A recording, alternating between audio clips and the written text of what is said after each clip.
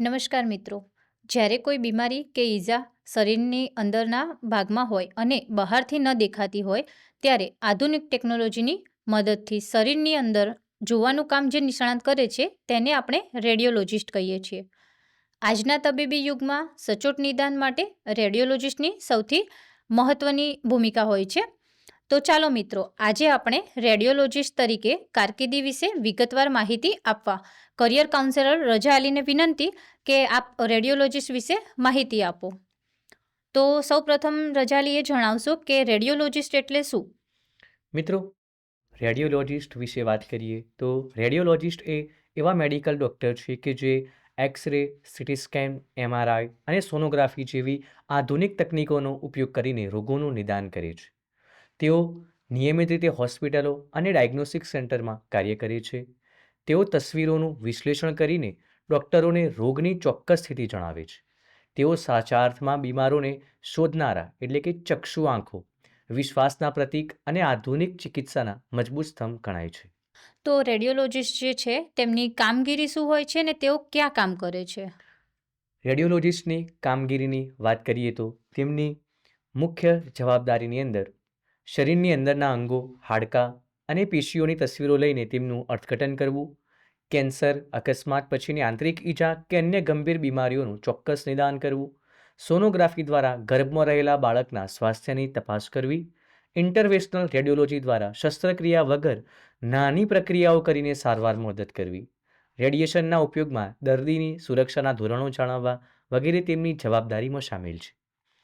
તેમના કાર્યસ્થળની વાત કરીએ તો સરકારી હોસ્પિટલોમાં, સિવિલ હોસ્પિટલો અને મોટા મેડિકલ સેન્ટર્સમાં, ખાનગી ક્ષેત્રમાં મલ્ટી સ્પેશિયાલિટી હોસ્પિટલ અને ડાયગ્નોસ્ટિક લેબોરેટરીમાં કામ કરે છે. શૈક્ષણિક સંસ્થાઓની અંદર મેડિકલ કોલેજમાં પ્રોફેસર કે સંશોધક તરીકે, રેડિયોલોજી સેન્ટર્સમાં પોતાની સ્વતંત્ર એક્સ-રે કે સોનોગ્રાફી લેબ શરૂ કરી શકે છે. સંશોધન ક્ષેત્રની અંદર મેડિકલ ઇમર્જિંગ ટેકનોલોજીના નવા સંશોધનમાં કાર્ય કરી શકે છે. તો રેડિયોલોજિસ્ટ બનવા માટે શૈક્ષણિક લાયકાત અને તેની ભરતી પ્રક્રિયા શું હોય છે? રેડિયોલોજિસ્ટ બનવા માટે શૈક્ષણિક લાયકાત વિશે વાત કરીએ તો ધોરણ 12 વિજ્ઞાન પ્રવાહ પાસ કરી નીટ યુજી પરીક્ષા આપવી અનિવાર્ય છે. પ્રથમ તબક્કે bachelor of medicine and surgery MBBSની 5.5 વર્ષની ડિગ્રી પ્રાપ્ત કરવી અનિવાર્ય છે.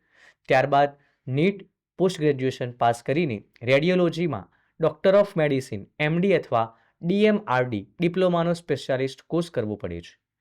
મેડિકલ કાઉન્સેલિંગમાં રજિસ્ટર કરાવ્યા બાદ પ્રેક્ટિસ શરૂ કરી શકાય છે. સરકારી ભરતી માટે વાત કરીએ તો GPSC કે અન્ય પરીક્ષાઓ દ્વારા પસંદગી થાય છે. તો રેડિયોલોજિસ્ટ જે હોય છે તેમનું માસિક વેતન કેટલું હોય છે?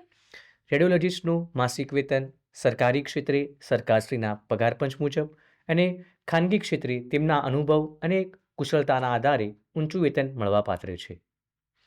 ખૂબ સરસ. તો આ ક્ષેત્રે શું પ્રગતિના અવસરો મળી રહે છે? જી હા, આ ક્ષેત્રમાં પ્રગતિના અવસરોની વાત કરીએ તો neuro radiologist, ઇન્ટરવેન્શનલ radiologist, paediatric radiologist અને પોતાનું ઇમેજિંગ સેન્ટર શરૂ કરીને વ્યવસાયિક રીતે ખૂબ ઊંચી પ્રગતિ મેળવી શકાય છે. તો રેડિયોલોજિસ્ટનું જે ક્ષેત્ર છે તેમાં અભ્યાસ માટે શિષ્યવૃત્તિ કે કોઈ યોજનાનો લાભ મળી શકે છે? જી હા, મેડિકલ અભ્યાસ માટે મુખ્યમંત્રી યુવા સ્વાવલંબન યોજના, રાષ્ટ્રીય શિષ્યવૃત્તિ પોર્ટલ અને શૈક્ષણિક લોન માટે PM વિદ્યાલક્ષ્મી પોર્ટલની મદદ લઈ શકાય છે.